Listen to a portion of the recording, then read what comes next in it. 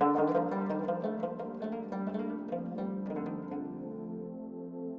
हूँ आलिया और इस वक्त मैं मौजूद हूँ अल्तित हुंजा में। आज हम आपको दिखाएंगे 1100 साल पुरानी सेटलमेंट। जी हाँ, 1100 साल पुरानी सेटलमेंट अल्तित हुंजा में। अल्तित के गलियों से गुजरते गुजरते ये गलियाँ, ये दुकानें और ये सारी सेटलमेंट जो है हमें अलग अलग कहानी बताती हैं। चाहे वो वुमेन एम्पावरमेंट से रिलेटेड हो, चाहे वो विंटर स्पोर्ट्स से रिलेटेड हो, चाहे वो टूरिज़म से रिलेटेड हो, तो इस एक ही गली में हमें बहुत सारी स्टोरी और बहुत सारी इंटरेस्टिंग चीज़ें देखने को मिलती हैं। आज के इस स्टोरी में हम आपको अल्तित की ये यूनिक सेटलमेंट दिखाएंगे, ये यूनिक गली दिखाएंगे और यहाँ की स्पेशलिटी क्या है, यूथ कितने एक्टिव हैं, वो सारी चीज़ें आज के वीडियो में हम एक्सप्लोर करेंगे। चले मेरे साथ। यहाँ पे हम अल्तित में इस वक्त हम एक लोकल ख़ातून के साथ बैठे हैं जो यहाँ पे रहती हैं, इसी एरिया में रहती हैं, इसी गलियों में रहती है और उनसे हम पूछेंगे कि विंटर्स में जिस तरह से यहाँ पे विंटर स्पोर्ट होता है या फिर ये जो गलियों के रौनकें हैं, ये किस तरह से ये लोग जो लोकल्स यहाँ के उसको कितना इंजॉय करते हैं और इनकी एक्टिविटी क्या रहती है इस दौरान।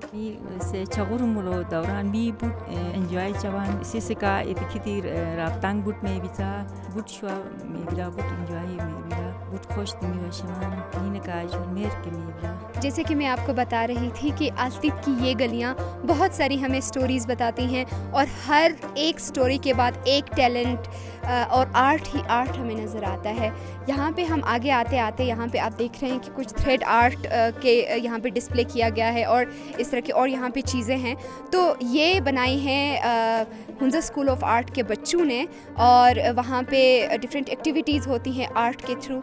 और मैंने एक चीज़ यहाँ पे देखी कि यहाँ के जो लोकल लोग हैं, यूथ हैं, बच्चे हैं, वो आर्ट की तरफ बहुत फोकस्ड हैं। तो हम मिलेंगे और उन बच्चों से मिलेंगे जिन्होंने ये बनाया है।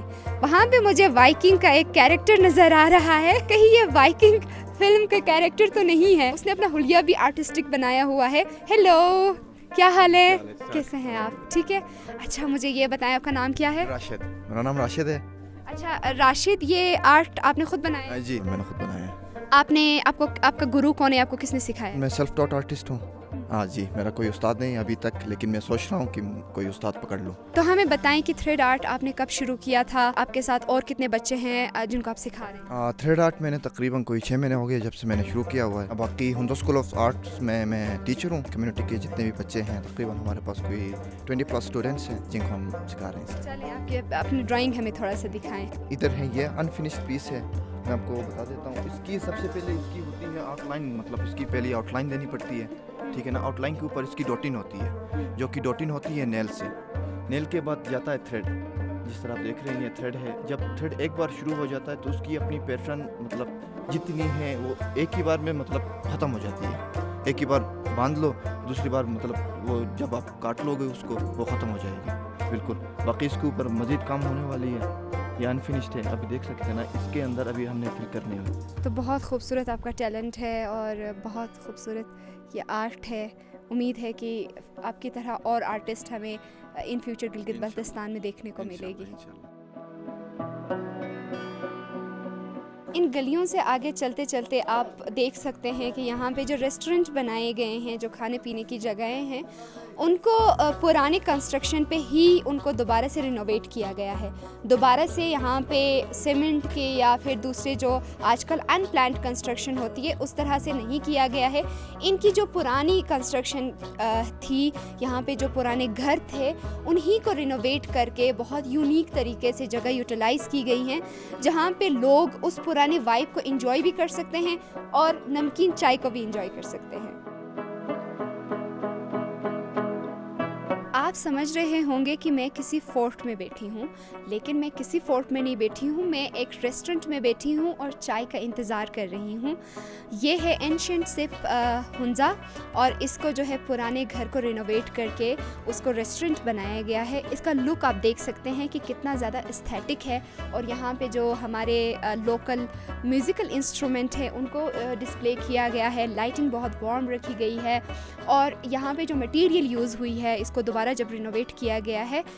मटेरियल जो यहाँ पे यूज़ हुई है, सीमेंट के बजाय जो मड है उसी के साथ घास को शायद मिला के किया गया है। तो एक अलग तरह की वाइब है। बाहर बहुत ठंड है लेकिन यहाँ पे टेम्परेचर बहुत कूल है और बहुत मज़ेदार है। अब हम यहाँ चाय पियेंगे और फिर इससे आगे आपको अल्तित के गलियों की रौनकें और दिखाएंगे।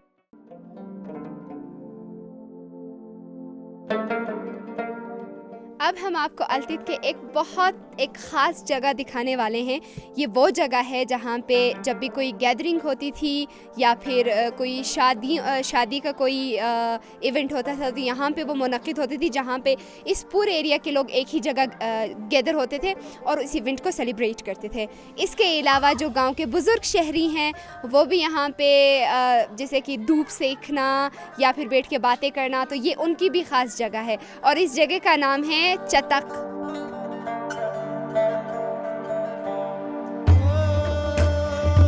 चतक में जैसे कि मैंने आपको कहा कि यहाँ पे सोशल गैदरिंग के लिए जगह यूज़ होती थी और आज भी यहाँ पे स्पेशली बच्चे यहाँ पे आके बहुत, आजकल अगर हम देखें तो लोग आजकल के बच्चे मोबाइल के साथ और उस तरह से वो ज़्यादा इंगेज हैं, जबकि जो रियल लाइफ एक्टिविटीज़ हैं उनसे वो काफ़ी दूर हैं। लेकिन यहाँ पे मुझे अच्छी बात ये लगी कि बच्चे यहाँ पे वो खेल जो हमने भी बचपन में खेला है, हम इसे वक़ी में डोराख कहते थे, लेकिन अभी हम इन बच्चियों से पूछेंगे कि बुरुश स्कीम इसको क्या कहते हैं और ये क्या खेल रहे हैं यहाँ पे। आप लोग क्या खेल रहे हो बच्चों? चकोर। अच्छा, तो मोबाइल वाले गेम्स में आपको ज़्यादा मज़ा आता है या फिर इनमें? इनमें। आप सब फ्रेंड्स हो?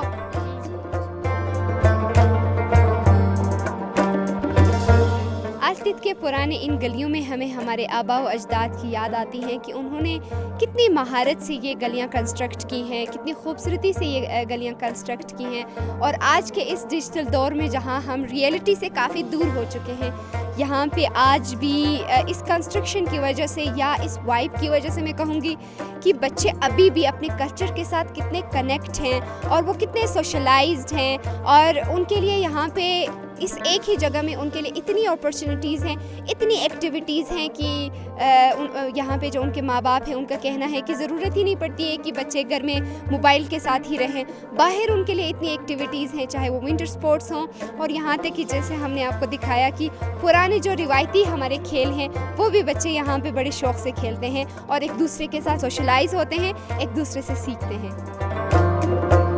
इस गली से आगे आते आते आपको यहाँ पे ख़वातीन की बहुत सारे बिजनेसेस नज़र आएंगे और हुंज़ा में जब भी हम बात करें, ख़वातीन हर फील्ड में मर्द के शाना बशाना जो है वो खड़े हैं, वो काम करते हैं, वो बिज़नेस में बहुत एक्टिवली काम करते हैं।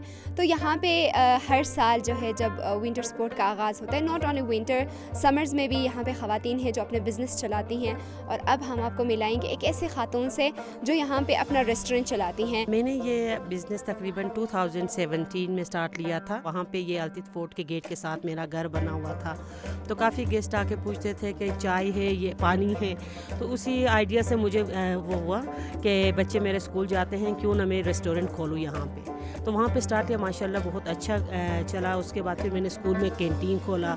फिर मेरे पास ये मेरे हस्बैंड के दादा का बहुत पुराना घर है, तकरीबन 300 साल पुराना घर है। तो ये वैसे ही पड़ा हुआ था, तो इसको थोड़ा सा रेनोवेट करके मुझे आइडिया आया कि यहाँ पे ये स्विमिंग पूल के साथ एक तो कल्चर भी ज़्यादा वो फोकस हो रहा था। तो मैंने फिर यहाँ पे जिस तरह यहाँ पे हमारे गांव में हमारा उठना बैठना, हम नीचे बैठते हैं, तो इस हिसाब से मैंने अंदर वो सेटिंग भी इसी हिसाब से की है कि बंदे यहाँ पे आएँ, बैठें और यहाँ पे ट्रेडिशनल फूड या पाकिस्तानी फूड कुछ भी ट्राई करें, हाँ जी, एंजॉय करें। तो सर्दियों में हम मतलब उनके लिए आग जलाने का सिस्टम भी रखते हैं, फिर गर्मियों में वो चीज़ें उठा के फिर वैसे ही बैठते हैं गेस्ट। तो इस हिसाब से माशाल्लाह फिर आज तक ये तकरीबन 7-8 साल हो रहे हैं, तो बहुत अच्छा चल रहा है। ये गलियाँ और ये सकाफ़त, ये रिवायात, ये वाइब, ये बहुत यूनिक है अल्तित की। और हर एक गली, हर दुकान एक अलग वाइब देती हैं, हमें हिस्ट्री में वापस लेके जाती हैं और सही मानों में हमें जो है समझ आता है कि कल्चर को अगर ज़िंदा रखते हैं तो वो कितना ज़्यादा जो है वैल्यूएबल होता है। वीडियो यहाँ आज के लिए ख़त्म हो जाती हैं। अगले वीडियो में हम आपको जो है अल्तित फोर्ट लेके जाएंगे और अल्तित फोर्ट के बारे में आपको बहुत सारी चीज़ें बताएंगे। तब तक आपने जो है हमारे साथ रहना है और कमेंट में हमें ज़रूर बताना है कि आज की वीडियो आपको कैसे लगी और ये भी बताएं कि आप आल्तित होन्जा कब आ रहे हैं।